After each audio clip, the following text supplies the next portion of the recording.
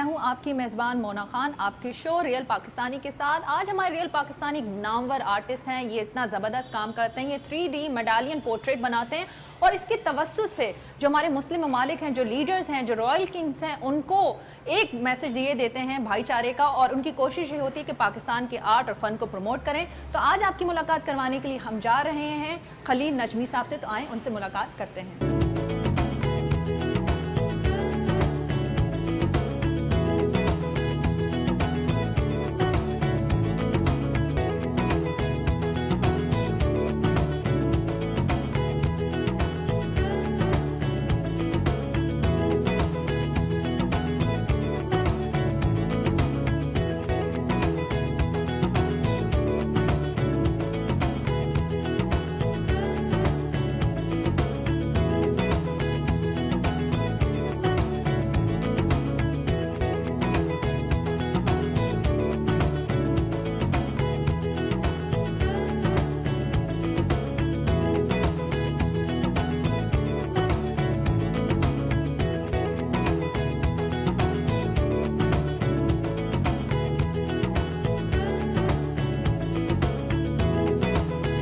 جی, آج کی ہماری ریئل پاکستانی جن کا مشن یہی ہے کہ بردرہڈ کو پروموٹ کریں, تو ہم آپ کی ملاقات کروانے کے لیے ہم موجود ہیں خلیل نجمی صاحب. ہم انہیں ویلکم کریں گے. السلام علیکم سر, کیسے ہیں آپ؟ اللہ کا شکر, تھینک یو. شکریہ سر, آپ نے ہمیں ٹائم دیا. جس طرح سے میں نے اپنے انٹرو میں اس ٹیکنیک کے حوالے سے بتایا تھا, یہ جو آرٹ ہے یہ ٹوٹلی ڈفرینٹ آرٹ کا کام ہے جو پاکستان میں کیا جاتا ہے. اگر ہمارے ناظرین کو آپ اس آرٹ کے حوالے سے, اپنی ٹیکنیک کے حوالے سے بتا سکیں بیسیکلی یہ کام ہوتا کیا ہے؟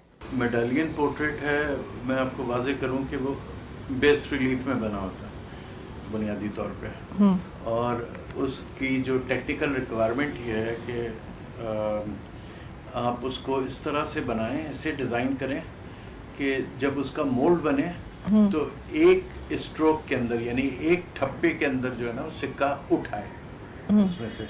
اچھا, اس کے لیے کرنا یہ پڑتا ہے کہ اگر فرض کیجئے کہ آپ نے کوئی پورٹریٹ بنائی ہے جس کی ہائٹ ہے 12 انچز, تو اس کو 6.5 ملی میٹر سے زیادہ تھک نہیں ہونا چاہیے, اور اسی 6.5 ملی میٹر کی تھکنس میں آپ نے ایلوژن آف ڈیپتھ بھی دینا ہوتا ہے, یعنی گہرائی کا جو دھوکہ کہیے یا گہرائی کی جو. سر کوئی ہے آپ کے پاس اگر آپ دکھا سکیں جس میں آپ بتا سکیں ہمارے ناظرین؟ جی, میں آپ کو یہ بتاؤں گا کہ میں جو کام شروع کرتا ہوں تو ووڈ جو ہے وہ میرا فیوریٹ میڈیم ہے.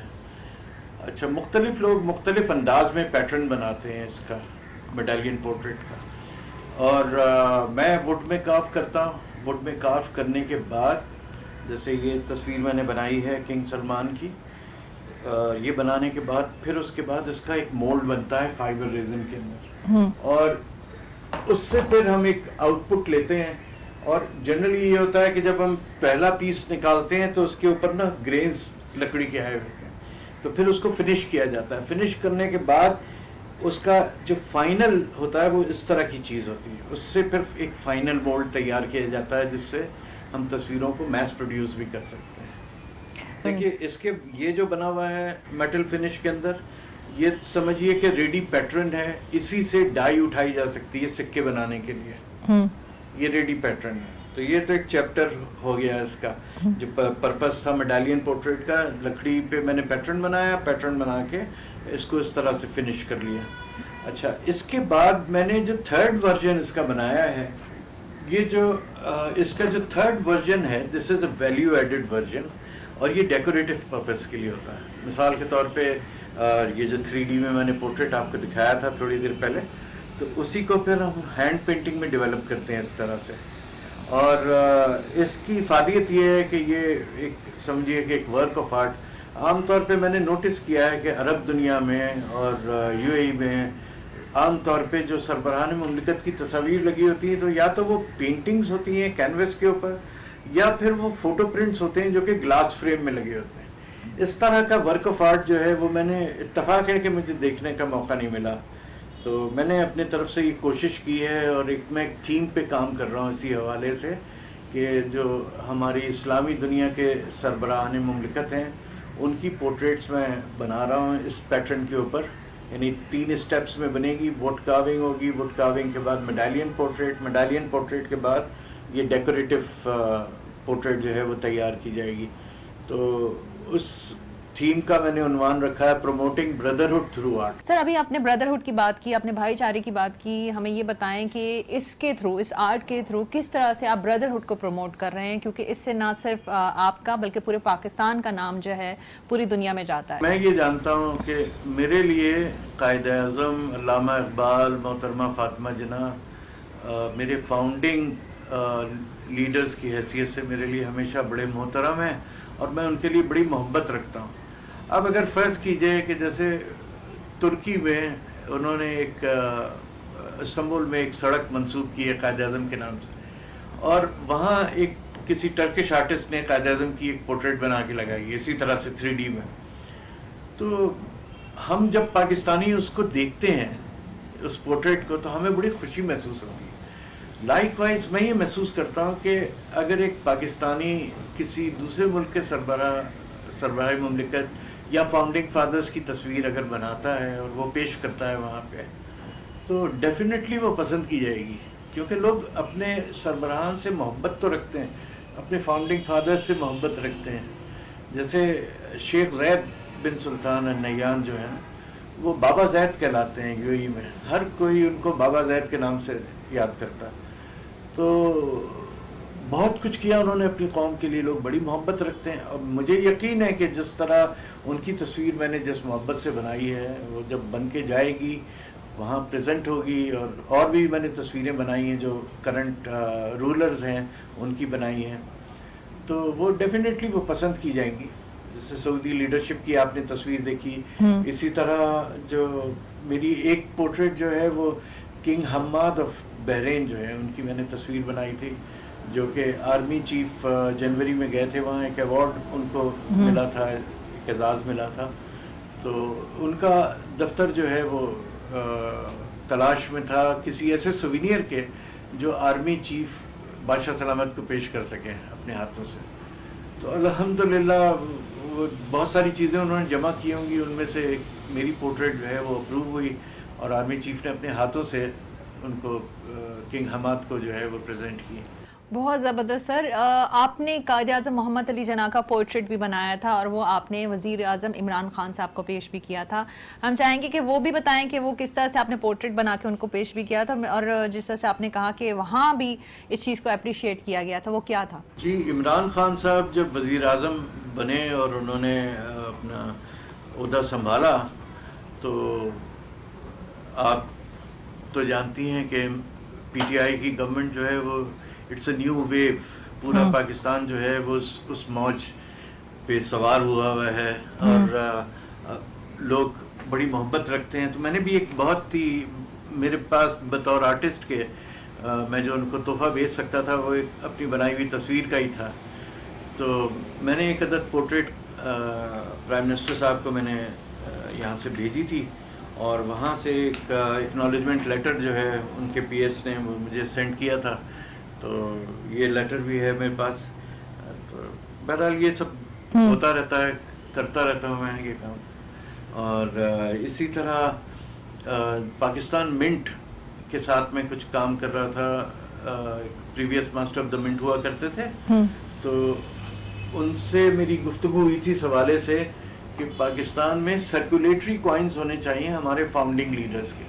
مثال کے طور پہ ہم آج کل بہت جیسے قائد اعظم علامہ اقبال کے لیے ہم ایک محبت رکھتے ہیں. قائد اعظم نے اگر ہمیں یوں سمجھیے کہ ہاریزونٹل ڈیپتھ اگر قائد اعظم نے دی ہے تو ورٹیکل ڈیپتھ جو ہے وہ قوم کو سوچ کی, فکر کی جو گہرائی ہے وہ علامہ اقبال کے میسج کے ذریعے پہنچی. سر ابھی تک آپ نے کتنا کام کیا ہے, کتنے ممالک کے لیے آپ نے یہ پورٹریٹ بنا کے بھیجے ہیں, اور جس طرح سے ہم جو لیڈرز کی بات ہو رہی ہے, رولرز کی بات ہو رہی ہے, کس کس کے اب تک آپ جو ہیں کن کن رولرز کے آپ پورٹریٹ بنا چکے ہیں؟ میں یہ کہوں گا کہ اب مثال کے طور پہ جیسے میں بناتا ہوں 3 اسٹیپس کے اندر پورٹریٹ. اب جیسے سعودی رائل فیملی کی میں نے پورٹریٹس بنائی ہیں, تو 3 تو بیسک پورٹریٹس بنی, ان کے بعد تقریباً 9 پورٹریٹس ان کی تیار ہوئی ان ٹوٹل. تو اسی طرح سے یو اے ای کے اوپر میں ابھی کام کر رہا ہوں کیونکہ یو اے ای کے 50th ایئر آف انڈیپینڈنس ہے.